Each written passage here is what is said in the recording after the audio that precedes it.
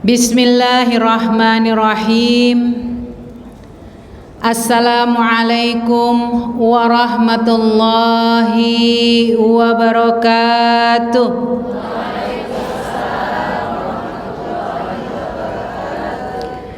Innal hamdalillah nahmaduhu wa nasta'inuhu wa nastaghfiruh wa na'udzu billahi min syururi anfusina wa min sayyiati a'malina. May yahdihillahu fala mudhillalah wa may yudlil falan tajida lahu waliyan mursyida. Rabbi shrah li sadri wa yassir li amri wahlul 'uqdatam min lisani yafqahu qawli. Rabbana zidna ilman nafi'an warzuqna fahman wasi'an. Amin amin ya rabbal alamin. Yang sama-sama kita hormati Ibu perwakilan dari Pemberdayaan Perempuan, Anak dan Keluarga Berencana, Ibu Rohimah. Mudah-mudahan tidak salah menyebut. Masya Allah, terima kasih banyak Ibu. Dan juga yang kami muliakan dan kami senantiasa selalu menghargai guru-guru kami, para sesepuh kami yang telah memperjuangkan nilai-nilai keislaman di tempat-tempat yang belum tentu mampu terjamah dengan orang-orang biasa. Maka Masya Allah, dengan segala karunia yang Allah titipkan, kami sampaikan kepada Ibu Presidium BMIWI Sumut, Ibu Rosmawati. Masya Allah, luar biasa. Semoga Allah Subhanahu wa Ta'ala sehatkan Ustazah dalam mengemban amanah di BMIWI di Sumut ini. Dan juga yang tidak kalah penting, Presidium Ibu Andromeda sebagai penasehat Al-Hidayah. Masya Allah. Waalaikumsalam warahmatullahi wabarakatuh. Usia berapa Ustazah? Masya Allah. Boleh saya mencium Ustazah? Saya mencium tangan kalian.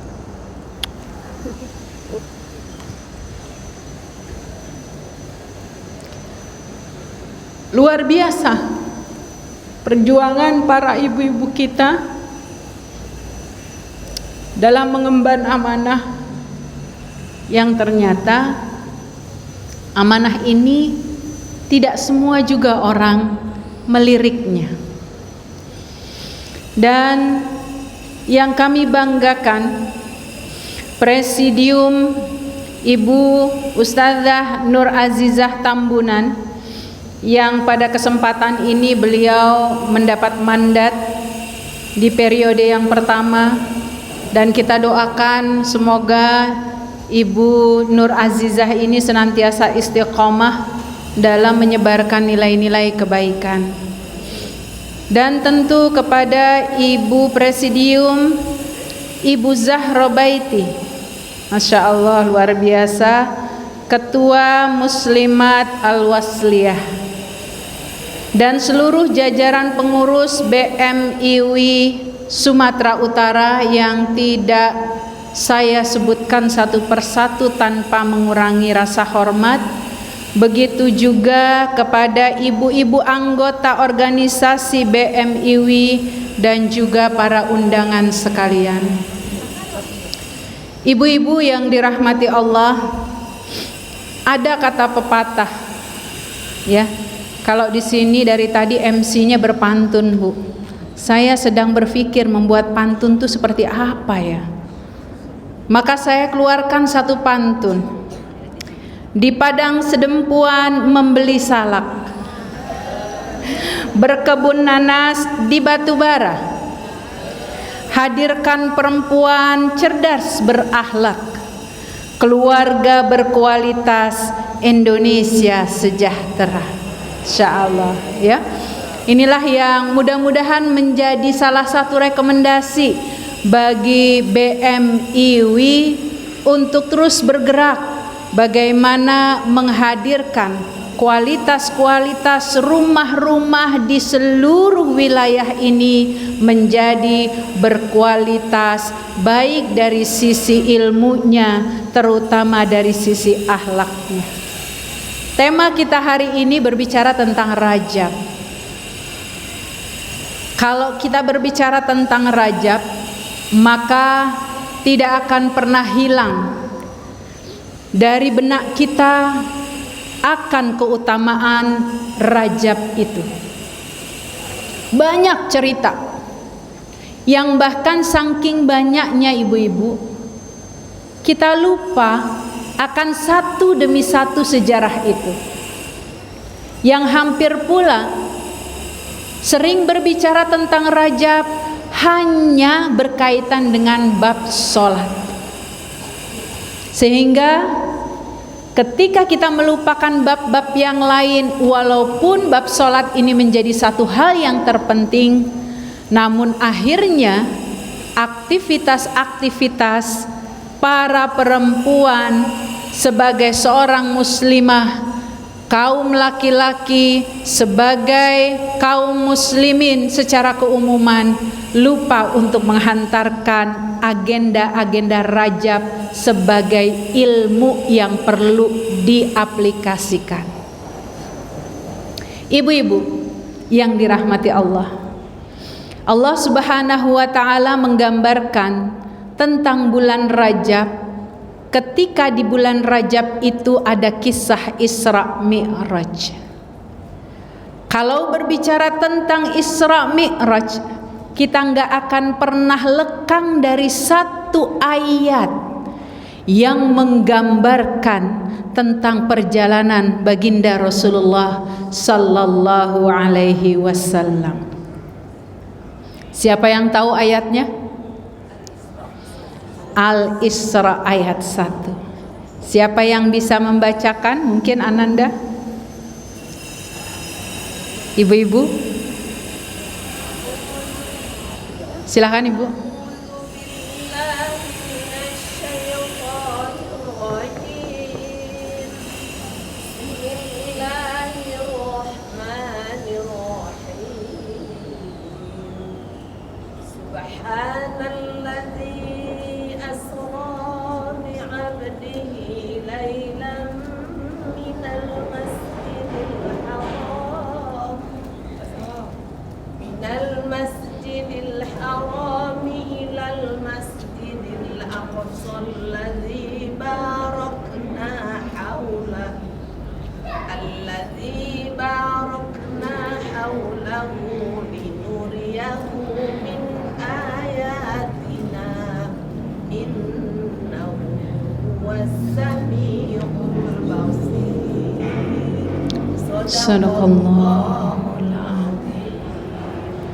Luar biasa, jazakumullah khairan Bunda yang telah membacakan dan mengingatkan kepada kita semua.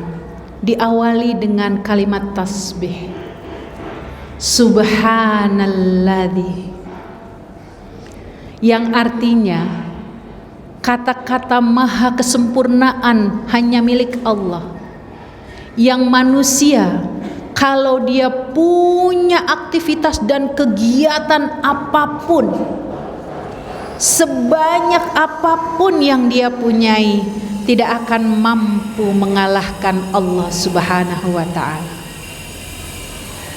Itulah mengapa ayat ini dimulakan dengan kalimat tersebut, Subhanalladzi, yang gak akan mungkin orang secara keumuman ketika ingin melakukan satu aktivitas apapun, kalau bukan mendapatkan restu dan izin Allah, bisa melakukannya. Termasuk agenda kita hari ini Bunda, ibu-ibu yang dimuliakan, tidak akan mungkin bisa terselenggara ketika apa? Ketika masing-masing kita tidak punya kepedulian untuk hadir dalam majelis ini. Maka ini adalah masyiatillah, Allah yang menghendaki, Allah yang mengendorse Allah yang menggerakkan hati kita, pikiran kita, langkah-langkah kita untuk berada dalam majelis ini. Begitu juga ketika Rasulullah Shallallahu Alaihi Wasallam sebelum dihadirkan sebuah perjalanan Isra Mi'raj, di mana Rasulullah Shallallahu Alaihi Wasallam mengalami banyak ujian. Salah satu ujian yang beliau rasa paling berat adalah ketika harus ditinggal seorang istri dan paman yang sangat mendukung dakwah beliau. Ternyata ini merupakan bagian skenario Allah. Paman wafat, istri wafat, sementara saat itu terjadi intimidasi dari kaum kufar Quraisy yang selayaknya seorang suami, seorang dai butuh motivasi dari orang-orang sekitarnya. Maka Allah tidak tinggal diam. Allah turunkan ayat ini menjadi bagian motivasi. Apa kata Allah? Subhanalladzi asra. Ya, asra ini untuk mengingatkan kepada kita tentang kisah Isra Mi'raj. Namun setelah itu ayatnya disandingkan dengan kata abdun. Benar Bu? Subhanalladzi asra bi'abdihi. Bi'abdihi yaitu kata yang berasal dari kata abdun, seorang hamba. Untuk memperjelas Rasulullah sallallahu alaihi wasallam, beliau adalah seorang nabi yang diutus oleh Allah dari kalangan manusia, dari kalangan seperti kita. Kenapa Allah jadikan Rasulullah sallallahu alaihi wasallam manusia yang diberikan oleh Allah menjadi pembelajaran buat kita sampai nanti hari kiamat, untuk memberikan penegasan abdihi, supaya bukan cuma kamu wahai Muhammad yang kelak menjadi hamba yang diidolakan oleh Allah, tapi bagaimana pengikutmu, orang-orang yang setia kepada ajaran yang engkau bawakan kepadanya, juga menjadi bagian hamba yang punya totalitas besar kepada Allah. Untuk memberikan peringatan bahwa memang yang melakukan Isra Mi'raj itu adalah baginda Rasulullah SAW. Tapi ayat ini memberikan penguatan kepada kita ibu-ibu bahwa pada masa Isra Mi'raj itu Rasulullah diberikan sebuah kekuatan ketika beliau ditimpa ujian demi ujian.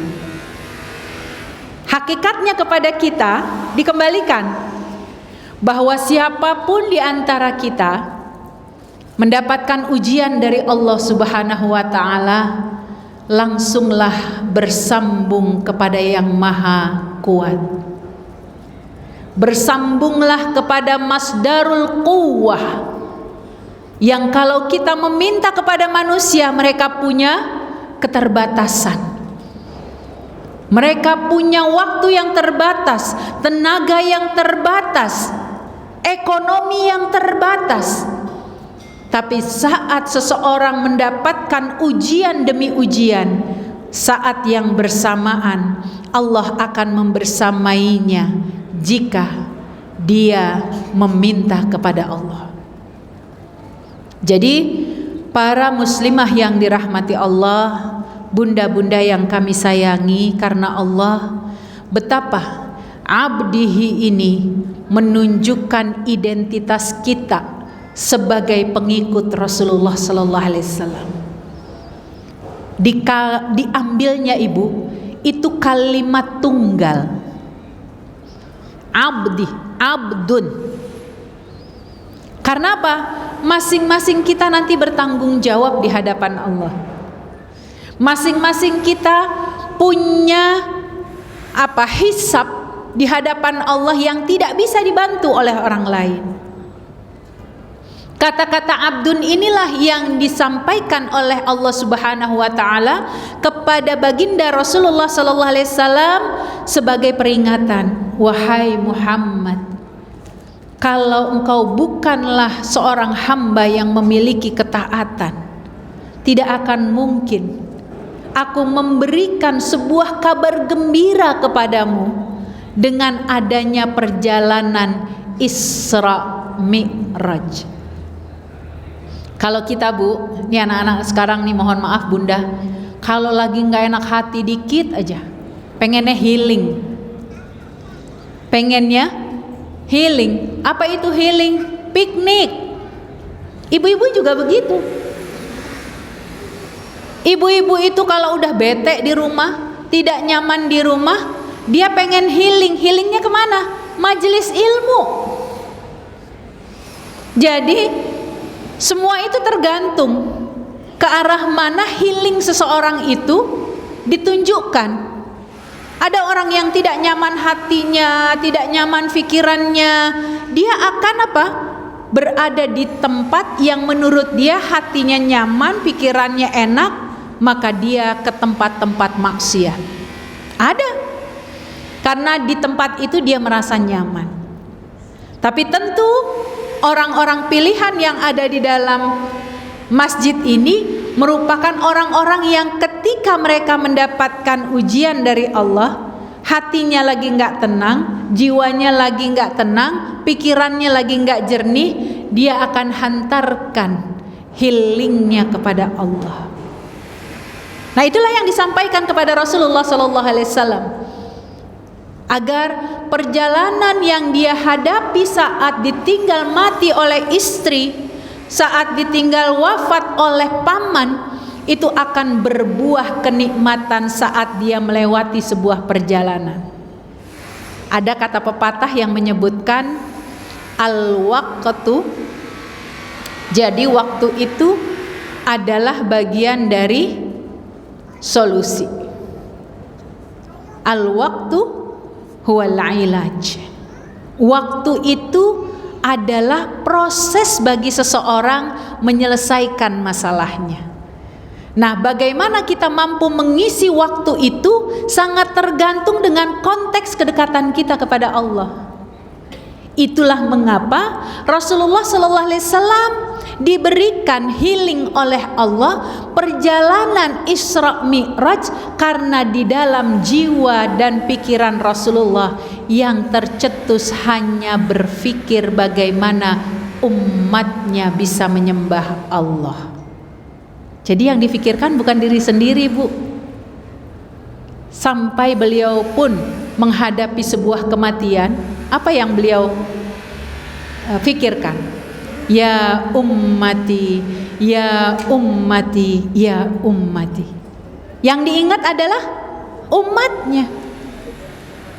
Maka berangkat dari sini ibu-ibu yang dirahmati Allah, mudah-mudahan kita mampu mengambil hikmah dan pelajaran yang sangat besar. Betapa bulan Rajab ini menjadi bulan kebaikan bagi kita untuk mengambil upaya sejarah Rasulullah sallallahu alaihi wasallam dalam menjalani Isra Mi'raj, ya. Baik ibu-ibu yang dirahmati Allah, kita ambil pelajaran pertama, ya, tentang tingginya penghambaan yang Allah Subhanahu wa taala berikan kepada Rasulullah. Tingginya derajat seorang hamba. Dibuktikan dengan kata-kata abdun tadi, bahwa Allah memberikan kesempatan kepada Rasulullah sallallahu alaihi wasallam meningkatkan kapasitas diri dan kesedihan yang dia lewati untuk bisa menjalani dengan memberikan penghambaannya kepada Allah Subhanahu wa taala secara totalitas. Karena itulah ibu-ibu, definisi ketika kita memasuki bulan Rajab itu bukan berbicara hanya sekedar bab sholat, tapi bagaimana dedikasi yang Rasulullah sallallahu alaihi wasallam sampaikan kepada Allah Subhanahu wa taala tentang hakikat penghambaannya. Penghambaan yang begitu totalitas. Ini nanti akan ada rentetan kegiatan Bu di bulan Rajab. Itu adalah bulan pertama kali yang kita mendapatkan kesempatan untuk bisa sampai ke bulan Ramadan. Ya. Ini penghambaan. Yang kedua, ibu-ibu, bagaimana keutamaannya setelah Allah tinggikan derajat penghambaan kepada Rasulullah sallallahu alaihi wasallam, sekaligus menjadi pembelajaran buat kita untuk meninggikan kapasitas ketaatan kita supaya Allah tolong terus-menerus dalam kehidupan kita. Maka yang kedua, ibu-ibu yang dirahmati Allah, bagaimana Rasulullah sallallahu alaihi wasallam diminta untuk semakin tangguh dalam melewati setiap perjalanan dakwahnya. Kalau boleh saya mengatakan, Rasulullah diminta untuk tidak menjadi seorang dai, tidak diminta menjadi seorang nabi yang cepat putus asa ketika ada musibah, ada ujian menimpanya.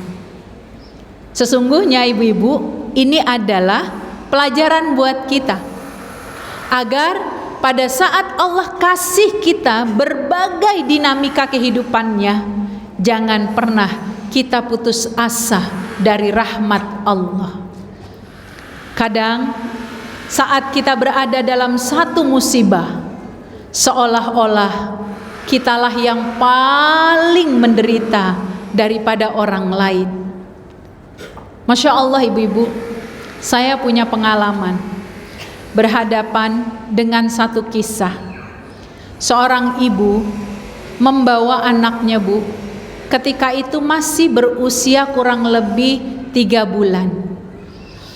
Anak ini cacat permanen. Sejak kecil kakinya tidak ada, tangannya juga tidak ada. Tangannya itu betul-betul putus sampai lengan. Kakinya itu satunya sampai betis, yang satunya itu sampai dengkul, ya. Saat itu si ibu sibuk menggendong anaknya. Saat itu masih 3 bulan, saya ingat betul. Nah kemudian saya tanyakan sebab musabab kecacatan anaknya. Walaupun semua itu merupakan qadarullah. Intinya ada sebab musababnya Bu, kebanyakan minum obat tertentu, ya, yang mengakibatkan ada kecacatan pada janin. Dan dia tidak punya keinginan untuk menggugurkan, ya. Walaupun pada saat itu ada unsur pembolehan karena ketahuan penyakitnya itu sejak dia hamil 2 bulan.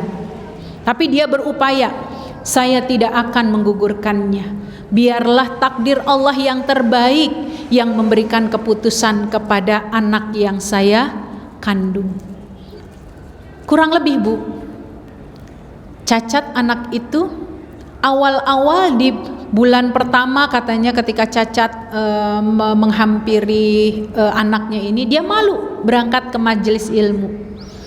Malu, sangat malu. Sampai akhirnya anak itu berusia 3 bulan, dia memberanikan diri. Gak bisa dihindari, ada saja komentar yang tidak baik, walaupun sesama ibu majelis taklim.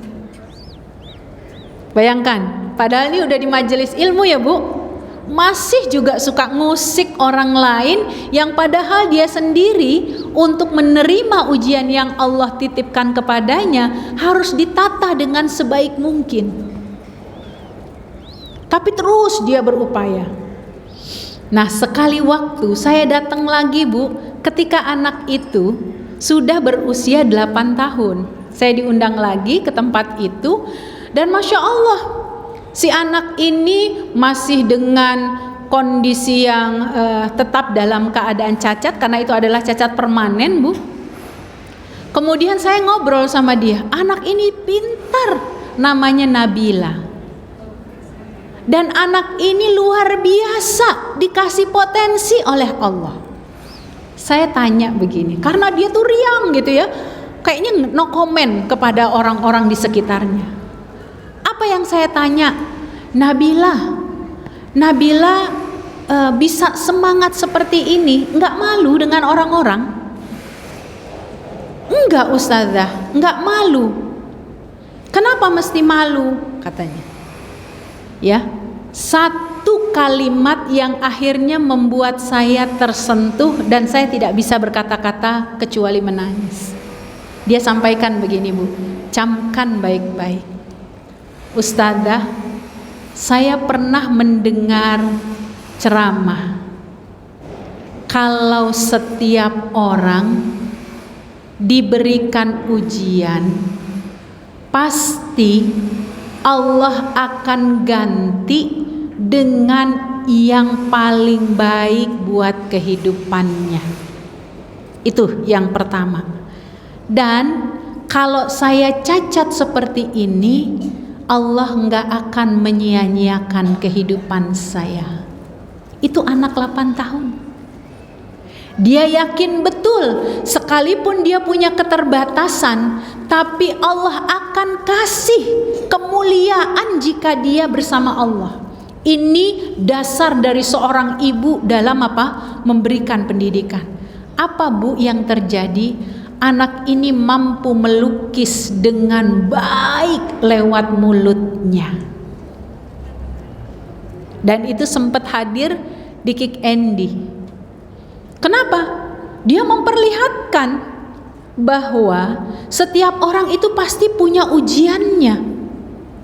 Tapi bagaimana ketika seseorang itu menghadapi ujian, sangat tergantung dengan pikiran dan hatinya menyikapi. Ketika tidak ada Allah di dalam pikirannya, tidak ada Allah dalam hatinya, maka dia akan berada pada sisi yang gelap.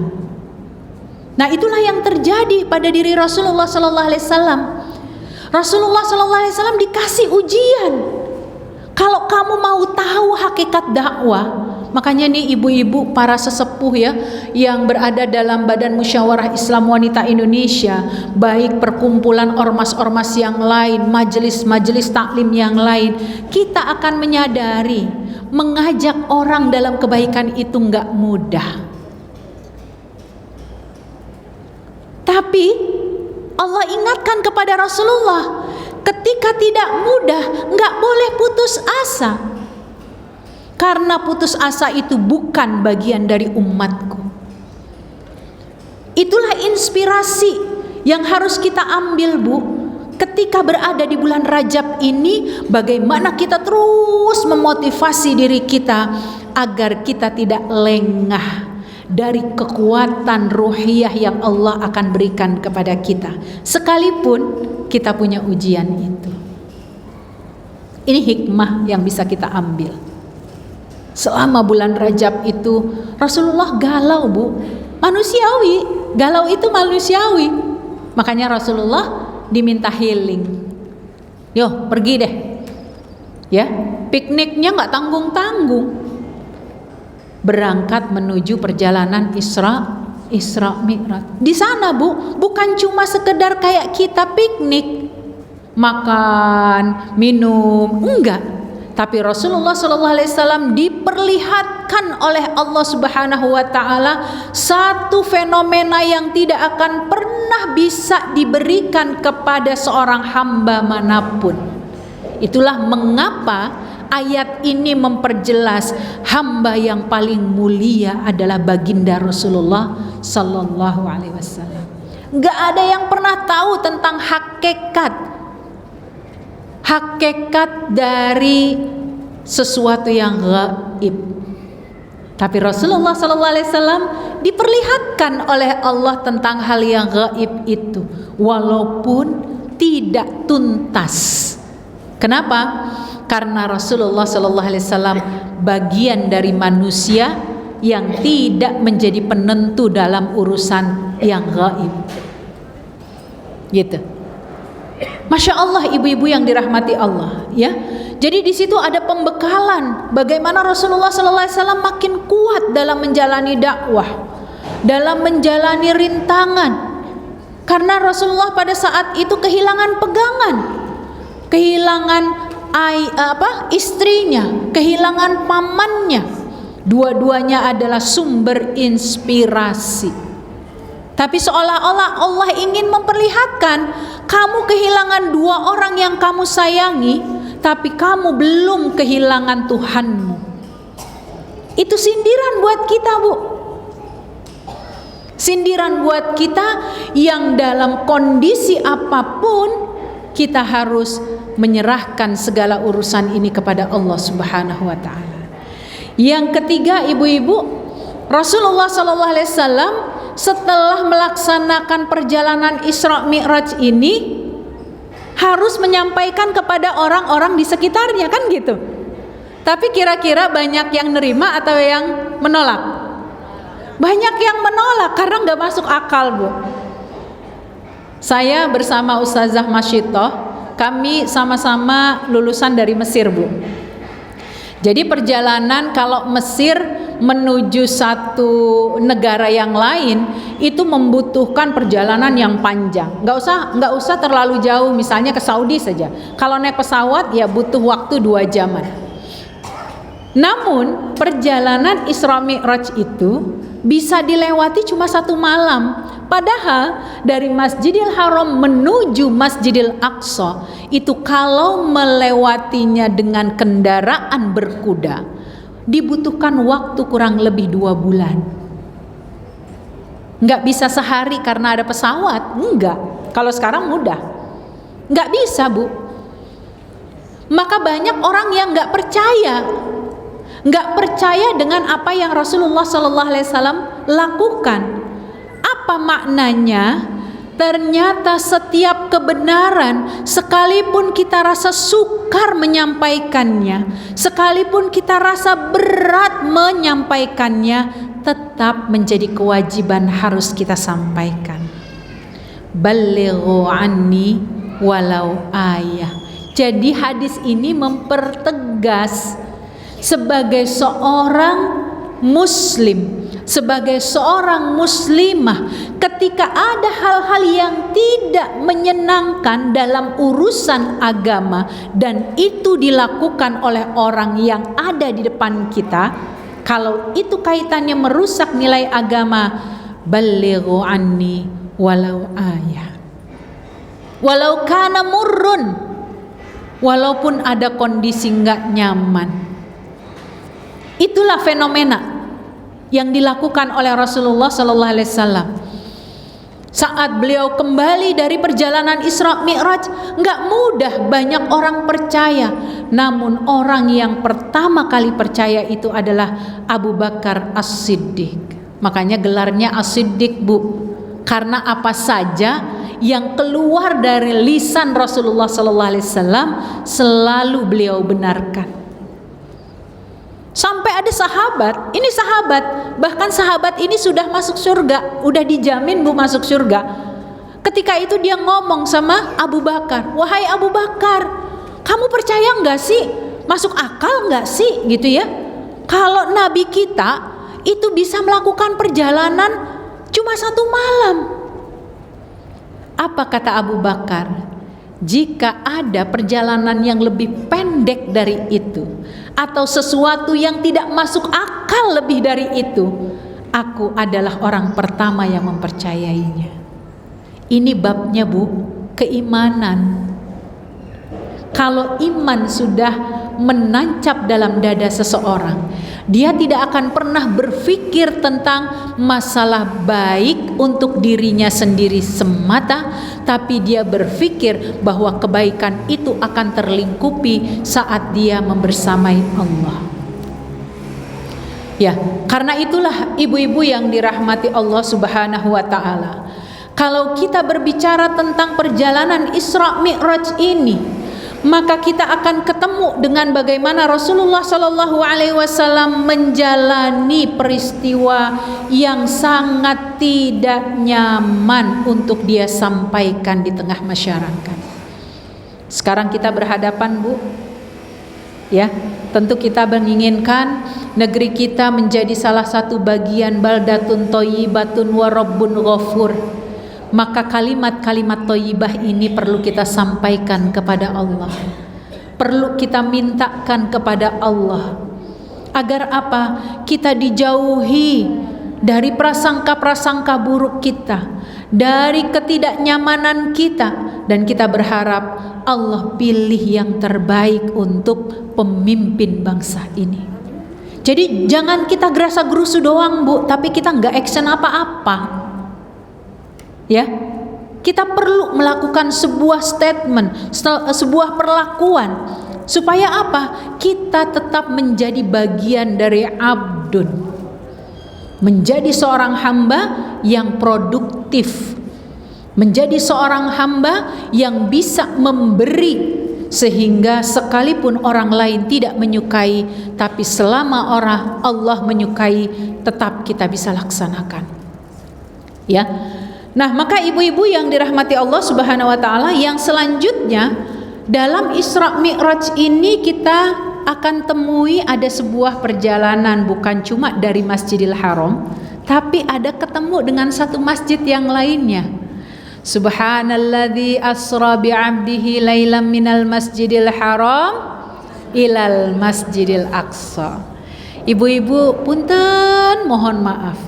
Kita insya Allah sama-sama tahu apa saja yang Allah dan Rasulnya sebut dalam Al-Quran, apa saja yang Rasulullah sebut dalam hadisnya berkaitan dengan satu makhluk, pasti dia memiliki keunggulan.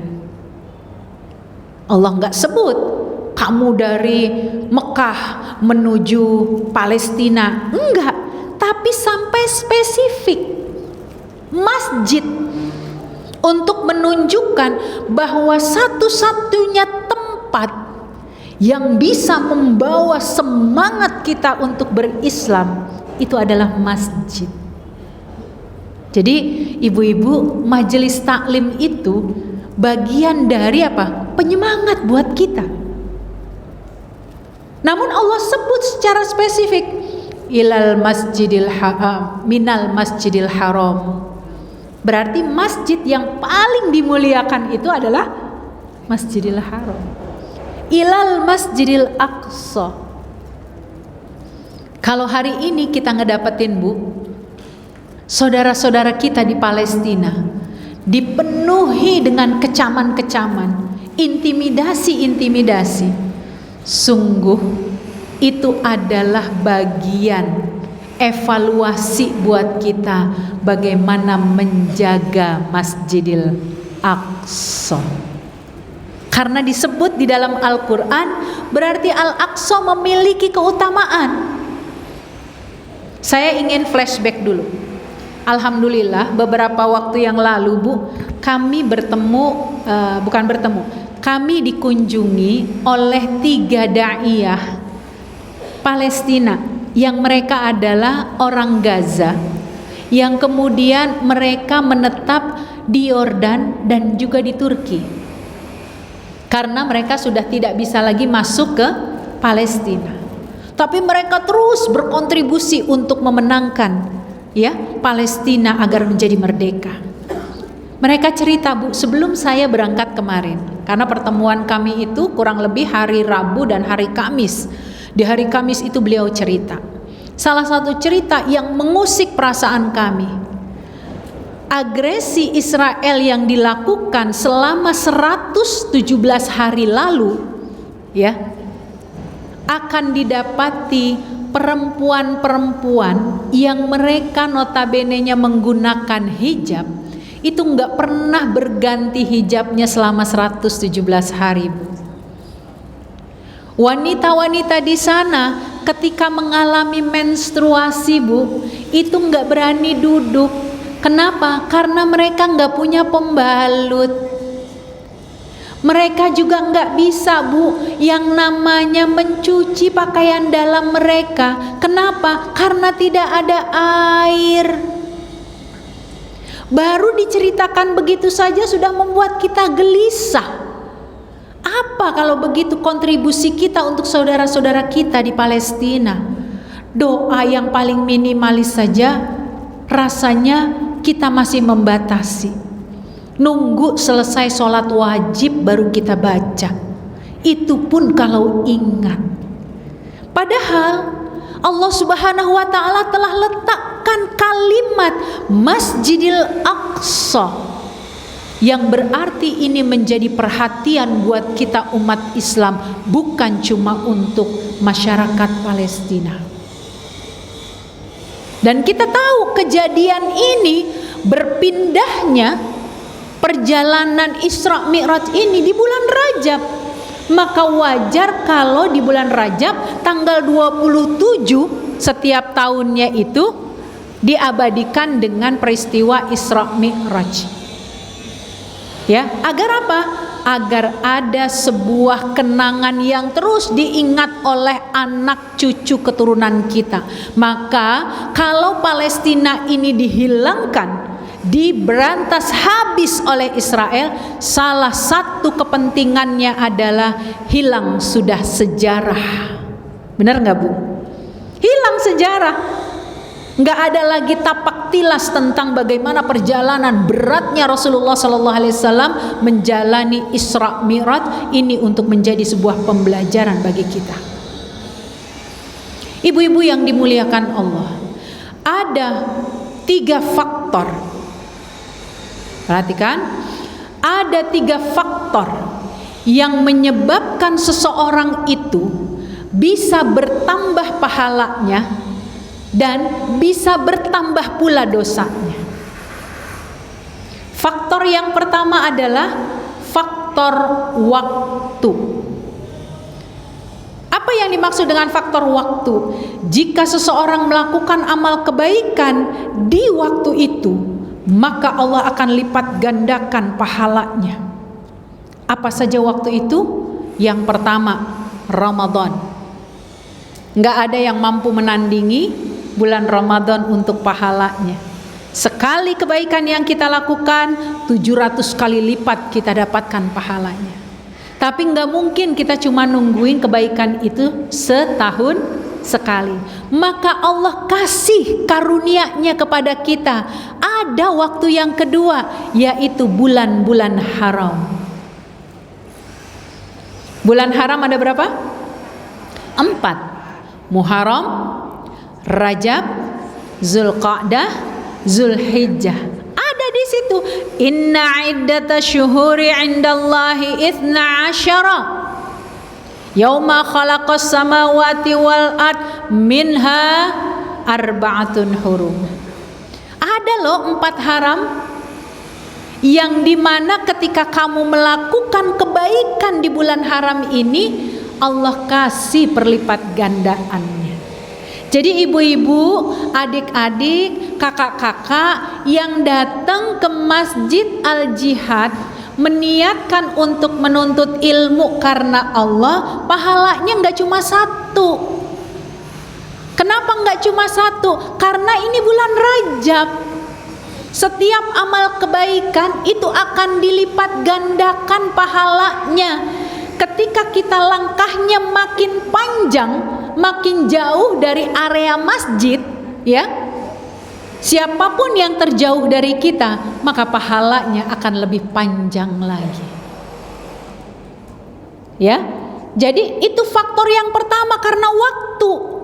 Allah kasih supaya ketika kita ketemu dengan waktu ini, jangan sampai kalian menyia-nyiakannya. Karena kalau cuma nungguin Ramadan, bisa jadi maksiat kita lebih banyak lagi. Ya, berarti ketemu Ramadan 4 bulan haram, ada 5 bulan. Tapi Bu, jangan salah kaprah. Ada waktu juga yang spesial yang Allah kasih lewat Rasulullah SAW. Apa itu? Bulan Sya'ban. Ya. Karena Rasulullah SAW membiasakan bulan Sya'ban itu memperbanyak puasa. Karena Rasulullah SAW pun menyebutkan Allahumma barik lana fi Rajab wa Sya'ban wa ballighna Ramadan. Sekali lagi, sesuatu yang disebut oleh Allah dan Rasulnya pasti memiliki keutamaan. Jadi di bulan Sya'ban pun punya nilai yang spesial. 6 bulan kita dikasih bisa melakukan amal soleh, disitulah letak pahala kita akan bertambah. Nggak cuma selesai di Sya'ban. Baik, 10 menit lagi. Nggak cuma selesai di Sya'ban. Selesai Sya'ban kita ketemu Ramadan. Ramadan tadi udah digambarkan, pahalanya nggak ada yang mampu menandingi. Tapi setelah Ramadan kita ketemu apa, Bu? Syawal, irtifa'ul amal. Bulan Syawal itu adalah bulan diangkatnya amal-amal kebaikan. Kalau bulan itu sudah disebut diangkatnya amal-amal kebaikan, berarti setiap kebaikan yang kita kerjakan di bulan Syawal pun akan mendapatkan pahala yang berlipat. Jadi bisa bayangkan ibu-ibu, mulai dari Rajab ini, Rajab, Sya'ban, Ramadan, Syawal, Zulqa'dah, Zulhijjah, ketemu lagi Muharram. Itu sudah 8 bulan. Supaya apa, Bu? Kita mampu menjaga eksistensi penghambaan kita. Masya Allah, luar biasa. Tanpa kita sadari, Allah ingin menjadikan kita menjadi abdun solihun, hamba yang soleh, sekalipun gak bisa optimal kayak Ramadan. Gitu ya, Bu? Ini hakikat ketika Allah kasih kita ketemu dengan faktor pertama, yaitu faktor waktu. Kalau bicara tentang faktor waktu, maka ibu-ibu definisikan bulan-bulan yang tadi. Yang kedua faktornya, Bu, adalah faktor tempat. Siapa aja kalau ada di tempat itu, sekalipun cuma duduk, sekalipun cuma senderan, belum bisa ngapa-ngapain, sudah dapat pahala, Bu. Di manakah tempat itu? 1, Masjidil Haram. 2, Masjid Nabawi. 3, Masjidil Aqsa. Apalagi kalau kita beribadah di dalamnya. Duduknya saja, Bu, bahkan tidurnya orang yang berada di 3 masjid ini sudah dikasih pahalanya sama Allah. Makanya nggak heran kalau majelis-majelis taklim banyak mengerjakan umroh di bulan Rajab ini, Bu. Karena apa? Dia pengen ngambil waktunya utama, tempatnya utama, udah dapet pahala yang berlipat ganda. Hampir rata-rata ngejarnya apa? Di bulan Rajab. Karena mereka punya potensi yang sangat besar, dapat pahala tempatnya, dapat pahala waktunya. Gitu. Bayangkan 1 kali sholat di Masjidil Haram berapa kali, Bu, pahalanya? 100.000 kali kayak kita sholat di masjid yang lainnya. Sholat di Masjid Nabawi 1000 kali seperti kita sholat di masjid yang lainnya. Masjidil Aqsa 500 kali seperti kita sholat di masjid yang lain. Itu disebut dalam hadis. Maka ada keutamaan Masjidil Aqsa ini yang gak bisa terpisah dari kita umat Islam. Gak bisa. Ya. Jadi kalau ada orang yang tidak merasa empati kepada saudara-saudara kita di Palestina, yang padahal di situ ada masjid yang diagungkan oleh Allah dan Rasulnya, maka sungguh mereka bagian dari orang-orang munafik, sampai disebut sebagai munafik. Karena itu rumah Allah, disebut dalam Al-Quran, disebut dalam hadis Rasulullah SAW. Faktor yang ketiga, ibu-ibu, ketika seseorang pengen dapat pahala lebih banyak daripada orang keumuman, yaitu mereka yang ilmunya lebih banyak, maka para ulama kita, Bu, itu pahalanya luar biasa, sedekah jariyahnya luar biasa, karena dia mengajarkan kebaikan-kebaikan, diikuti oleh jamaah-jamaahnya. maka terus pahalanya mengalir. Orang yang punya ilmu kebaikan ini terus akan mendapatkan pahala sesuai dengan apa yang diikuti oleh orang lain. Tapi hati-hati. Hati-hati. Kenapa, Bu? Karena kalau kita ketemu dengan tempat, waktu, dan juga ilmu, tapi kita ngerjainnya keburukan, maka dosanya dilipat gandakan. Jadi kalau ada orang berbuat maksiat di Masjidil Haram, kalau dia nyuri sendal di Masjid Al-Jihad, mungkin dosanya terhitung cuma 1, tapi ketika di Masjidil Haram dia lakukan pencopetan itu, maka dosanya dilipat gandakan oleh Allah. Enggak perlu nunggu Ramadan. Gitu. Begitu dia melakukan keburukan di bulan-bulan haram, di Rajab, di Sya'ban, di Zulqa'dah, Zulhijjah, maka hati-hati, setiap keburukan itu akan dihisap perlipat gandaannya oleh Allah. Begitu juga orang yang punya ilmu. Makanya Allah Subhanahu wa taala menyebutkan, kabura maqtan indallahi an taqulu ma la taf'alun. Allah sangat benci sama seorang hamba kalau dia bisa ngomong doang. Padahal dia udah punya ilmunya, dia enggak terapin, kabura maqtan indallah. Allah akan murka kepadanya.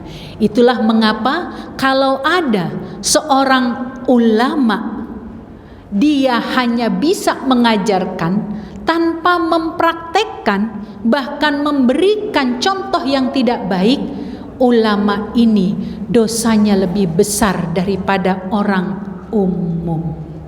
Begitu maksudnya.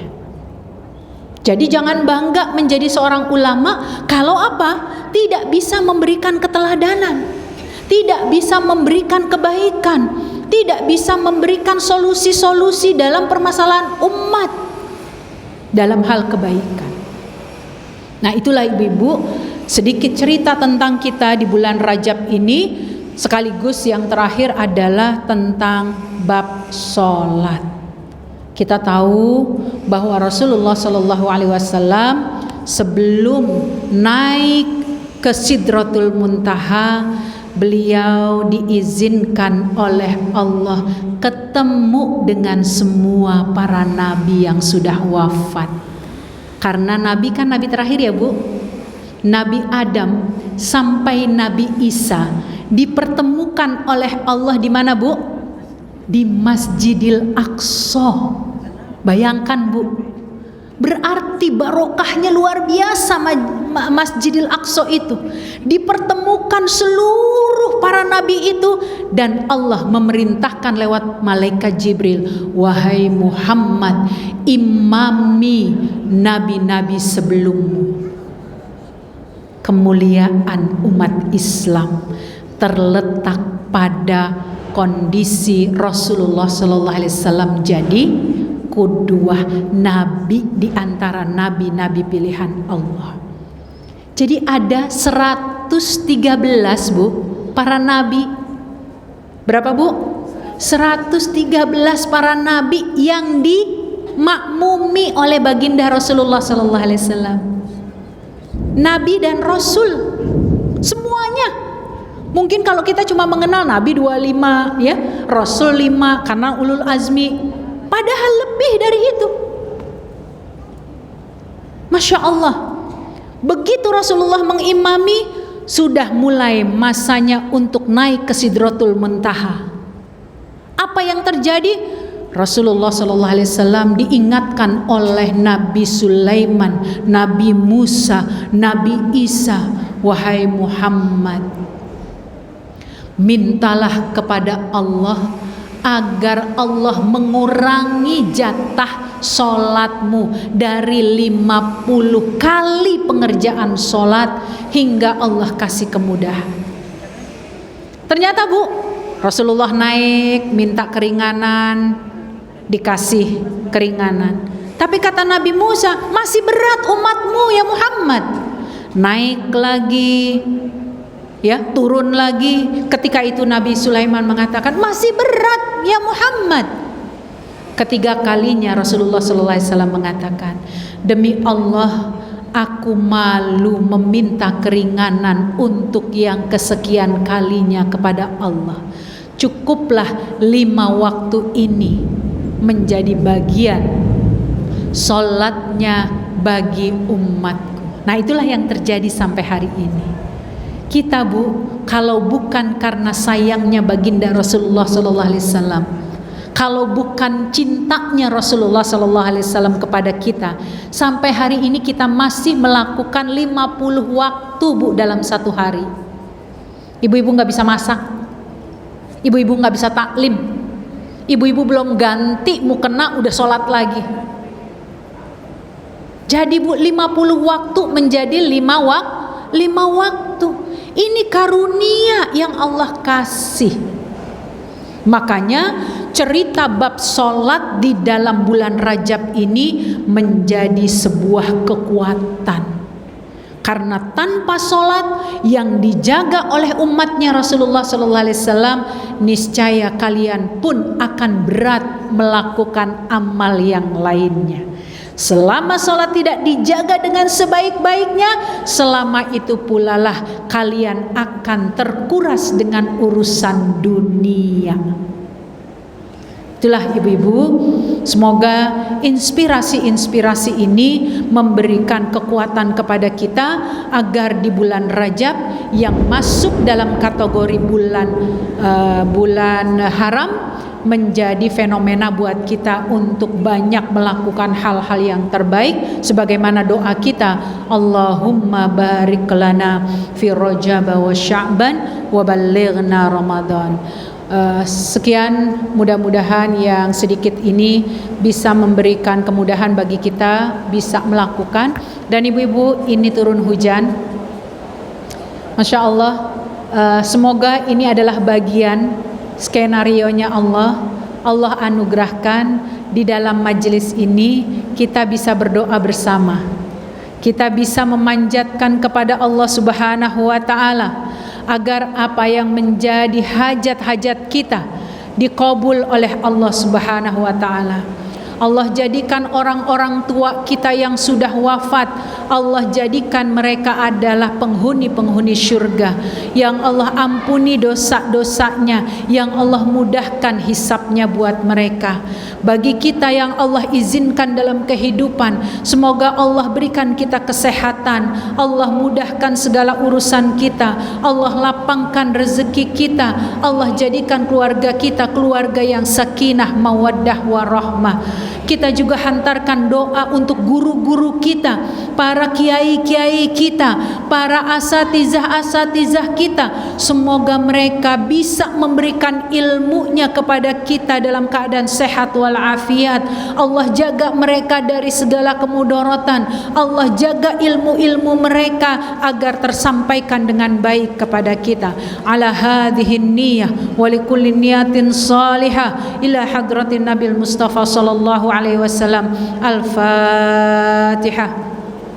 A'udzu billahi minasyaitonir rajim. Bismillahirrahmanirrahim. Alhamdulillahi rabbil alamin. Arrahmanir rahim. Maliki yaumiddin. Iyyaka na'budu wa iyyaka nasta'in. Ihdinas siratal mustaqim. Siratal ladzina an'amta 'alaihim ghairil maghdubi 'alaihim waladdallin. Amin. Nastaghfirullahaladzim, nastaghfirullahaladzim, nastaghfirullahaladzim likulli dhanbin 'adzim wa natubu ilaik. Radina billahi rabba wa bil islami dina wa bi Muhammadin nabiyya wa rasula. Allahumma salli ala Sayyidina Muhammad wa ala ali Sayyidina Muhammad. Rabbana ighfir lana zunubana wa kaffir anna sayyiatina wa tawaffana ma'al abrar. Allahumma iyyaka na'bud wa iyyaka nasta'in. Ihdinas siratal mustaqim. Allahumma la tada' lana dhanban illa ghafartah wa la 'aiban illa سترته ولا مريضا إلا شفيته ولا امتحانا إلا نجحته ولا ميتا إلا رحمته ولا حاجة من حوائج الدنيا لك ويسرتها يا رب العالمين. اللهم افتح لنا أبواب الخير وأبواب البركة وأبواب النعمة وأبواب الصحاح وأبواب السلامة وأبواب القوة وأبواب الصبر وأبواب التوبة والمغفرة وأبواب الجنة يا مجيب السائلين. اللهم بارك لنا وبارك أولادنا وبارك بلادنا خصوصا إندونيسيا خصوصا في إندونيسيا برحمتك يا أرحم الراحمين. اللهم ربنا هب لنا من أزواجنا وذرياتنا قرة أعين واجعلنا للمتقين إماما. اللهم اجعل أولادنا أولادا صالحين حافظين للقرآن والسنة فقهاء في الدين مقيمين الصلاة مباركا حياتهم في الدنيا والآخرة. اللهم سهل أمورنا وسهل أمور ولوالدينا وسهل أمور بلادنا وسهل أمور شعبنا وخصوصا إندونيسيا يا رب العالمين. اللهم أعنا على ذكرك وشكرك وحسن عبادتك. اللهم آمين برحمتك يا أرحم الراحمين. اللهم تقبل منا صلاتنا وقيامنا وركوعنا وسجودنا وتخشعنا وتضرعنا وتمم تقصيرنا يا رب العالمين. اللهم أنجحنا اللهم أنجحنا اللهم أنجحنا يا رب العالمين. اللهم انصر إخواننا في فلسطين اللهم انصر إخواننا في فلسطين اللهم انصر إخواننا في فلسطين. اللهم ثبت أقدامهم وأفرغ عليهم صبرا برحمتك يا رب العالمين. ربنا تقبل منا إنك أنت السميع العليم وتب علينا إنك أنت التواب الرحيم. اللهم اختم لنا بحسن الخاتمة اللهم اختم لنا بأعمال الصالحات اللهم اختم لنا برضاك يا رب العالمين. اللهم اختم لنا بالمطمئنة يا مجيب السائلين. اللهم صيبا نافعا اللهم صيبا نافعا اللهم صيبا نافعا. اللهم بارك لنا في رجب وشعبان وبلغنا رمضان وبلغنا رمضان وبلغنا رمضان عملا مقبولا عملا مقبولا عملا مقبولا يا رب العالمين. ربنا تقبل صلاتنا وقيامنا وركوعنا وسجودنا وتخشعنا وتلاوتنا ودعاءنا يا رب العالمين. ربنا آتنا في الدنيا حسنة وفي الآخرة حسنة وقنا عذاب النار. وصل اللهم على سيدنا محمد النبي الكريم وعلى آله وصحبه وسلم والحمد لله رب العالمين. السلام عليكم ورحمة الله وبركاته.